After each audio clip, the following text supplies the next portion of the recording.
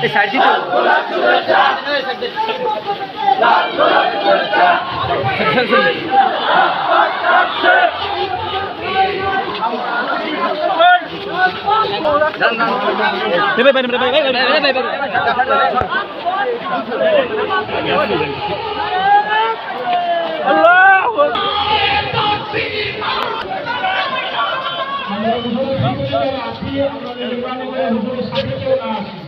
আচ্ছা